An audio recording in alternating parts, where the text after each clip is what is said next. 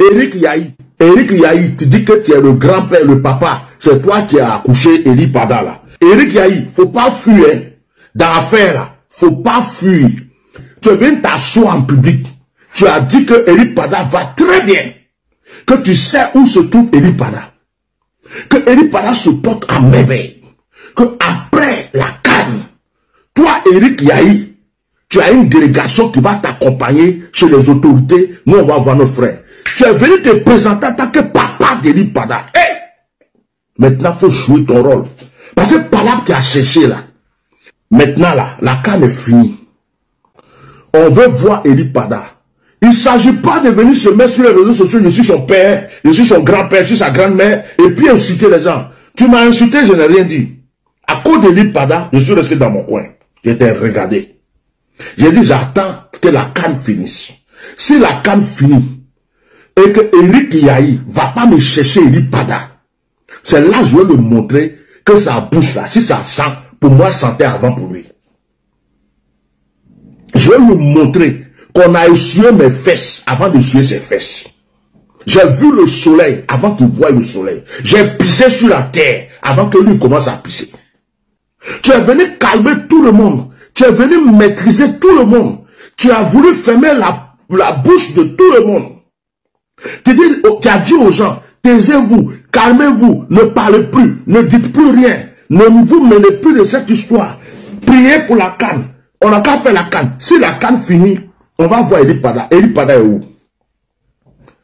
Eli Pada est où? Tu es venu, des gens sont en train de mener un combat. Au lieu de soutenir ces personnes, tu es venu te prendre une position sur son père, sur son grand-père. Maintenant, si tu es associé à ces détracteurs, tu vas nous dire ça. Petit, tu me fais même pas peur. Ta babichette là, j'ai eu baba avant toi. Danyara, il te frappe. Spirituellement, il te dit ça. En toute chose, je te démolis. Tu n'es rien. Tu es un bébé pour moi, un pépéro.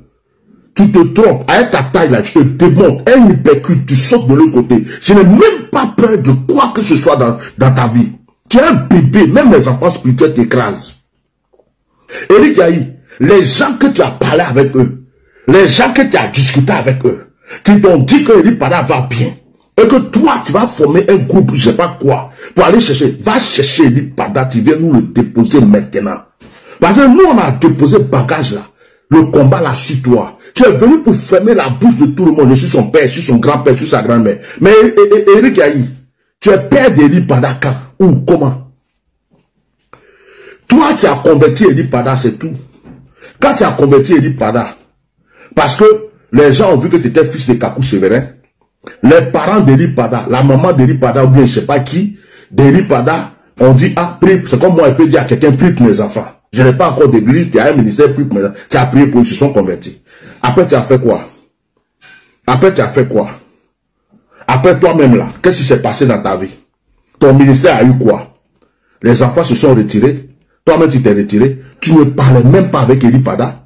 Eli Pada t'avait quitté. C'était une cassure. Tu en voulais à Eli Pada. Eli Pada ne te parlait pas. Il t'a jamais présenté en public pour dire voilà mon père. Il y avait une cassure entre vous. Je peux convertir quelqu'un aujourd'hui. Il y a un musulman qui m'a appelé. Il est en France. Il veut se convertir. S'il est fini de le convertir, hein? S'il est fini de convertir ce musulman-là, s'il veut, il va prier dans n'importe quelle église. Je ne vais jamais me lever demain pour dire je suis son père spirituel, je suis son père spirituel, je suis son père spirituel. Convertir quelqu'un là, ça ne veut pas dire que tu as un droit sur sa vie. Tu as amené quelqu'un au Seigneur, c'est fini.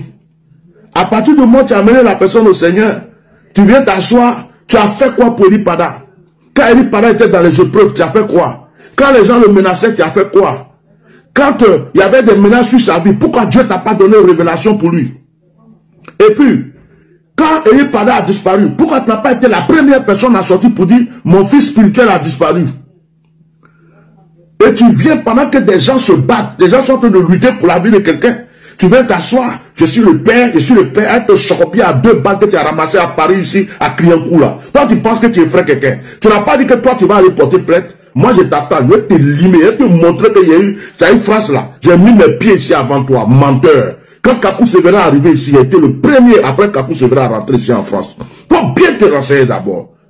Vos bêtises là, vos mensonges là. Tu as cru que tu es venu t'asseoir, tu as parlé, puis moi je t'ai laissé.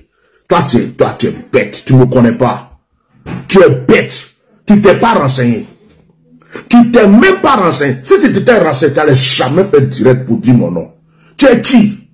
Je vais continuer à te laver si j'ai envie. Je te montre la route du tribunal. Je vais te montrer ce que tu n'as jamais vu ici en France. Ta femme qui te donne des conseils là, ou bien les gens qui te donnent des conseils pour dire de te lever pour parler là, je vais te nettoyer. Tu n'es rien, tu es un menteur, tu es un hypocrite. Tu es un gros menteur hypocrite, tu es vide. C'était avec un son de Kakou Sévérin, vous travaillez. Kakou Sévérin est mort, vous l'avez tous trahi. Vous avez trahi la femme de Kakou Sévérin, vous n'êtes rien, des vides, des tombeaux vides. L'église est martyrisée. Les pasteurs de l'église ne peuvent rien dire. Le groupe, l'église a peur de dire ce qu'elle sait. L'église a peur de se révéler, de parler. Les parents sont dans leur coin. On ne joue pas avec la vie d'un être humain. Ce que tu n'aimerais pas qu'on te fasse, tu ne le fais jamais à quelqu'un. Ce que tu n'aimerais pas qu'on le fasse, tu ne le fais jamais à quelqu'un. Quand on entend de crier, de parler, c'est vous qui venez dire calmez-vous, calmez-vous, après la canne, calmez-vous, calmez-vous, après la canne. Vous avez voulu fermer la bouche de tout le monde. Vous avez voulu maîtriser tout le monde. Nous savons où est Eli Pada. Eli Pada va bien. Eli Pada en bonne santé. Calmez-vous, calmez-vous, calmez-vous. Calmez-vous, calmez-vous, calmez-vous. Après la canne est finie. Vous êtes chez vous, avec vos femmes, avec vos enfants, dans vos églises, dans votre ministère. Et il y a une personne qu'on ne voit pas. Cette personne nous a dit, ma vie est menacée, ma vie est sérieusement menacée. Nous voulons en finir avec cette histoire. Je ne comprends pas. Je ne comprends pas. Ma vie est menacée. Ma vie est menacée et je ne sais pas pour quelle raison. Je ne sais pas qui je dérange. Je ne sais pas qui mon message dérange. Qui mes prophéties dérangent. Je ne sais pas. Et quand je vous dis que ma vie est menacée, ma vie est sérieusement menacée. Et vous savez, je vais vous le redire encore. Dans le problème d'Eli Pada, là, je n'ai pas de frère, je n'ai pas de soeur, je n'ai pas de petit frère. Parce que c'est la vie de quelqu'un. C'est pas un problème politique, c'est pas un business, c'est pas qu'on va acheter un produit. C'est la vie d'une personne. Et là, je joue pas. La manipulation, l'hypocrisie, et puis je sais pas quoi là, les langages bizarres, on dirait que on est dans la politique là. Ça ne me touche pas dans cette affaire. Vous avez compris? Même ma propre vie là, ça ne me dit rien dans cette affaire, parce que c'est la vie de quelqu'un. Aimez-vous les uns les autres. Ce que vous voulez qu'on fasse pour vous, faites-le pour votre prochain. La Bible dit, vous êtes des chrétiens sans amour. Vous êtes dans vos églises. Vous dormez en paix avec vos femmes. Vous avez vos enfants dans votre main. Lui, son enfant est né. Il n'a même pas encore touché. Vous êtes là. Vous sautez, vous dansez. Qu'est-ce que vous prêchez ce dimanche dans votre église? Vous prêchez quoi? Vous prêchez l'amour? Vous prêchez la puissance? Vous prêchez le pardon? Qu'est-ce que vous prêchez actuellement dans vos églises? Vous êtes des hypocrites. La mafia là. C'est-à-dire que les pasteurs qui sont au courant, j'ai dit, votre petit comité que vous avez posé, moi j'ai vu la villa de mes yeux. J'ai vu une villa. J'ai dit, c'est parce que l'avocat m'a dit, l'avocat a dit, on n'a qu'à se calmer. Sinon, j'allais détailler des choses. Parce qu'il y a des gens qui sont là, ils sont au courant de rien. Ils ne savent pas. Quand ils parlent comme ça, là, c'est qu'il n'a pas de détails. Oh my God. Si je veux sortir pour donner des détails ici, vous allez comprendre qu'en fait, vous n'êtes pas caché. Moi, je vous dis ça aujourd'hui. La villa dans laquelle vous vous rassemblez là, les contacts que vous avez là, les appels que vous avez là, si vous croyez que moi je ne vois pas ça, c'est que vous m'avez minimisé. Quelqu'un qui voit des entités, des esprits d'une forêt, c'est pas vous là, qui allez vous déplacer à Abidjan pour vous retrouver dans un lieu, pour faire appeler quelqu'un, pour faire croire que la personne est libre, est tranquille, et puis moi, il ne pas voir. Méfiez-vous de moi. Vous me voyez comme ça, là, méfiez-vous de moi. Vous avez compris?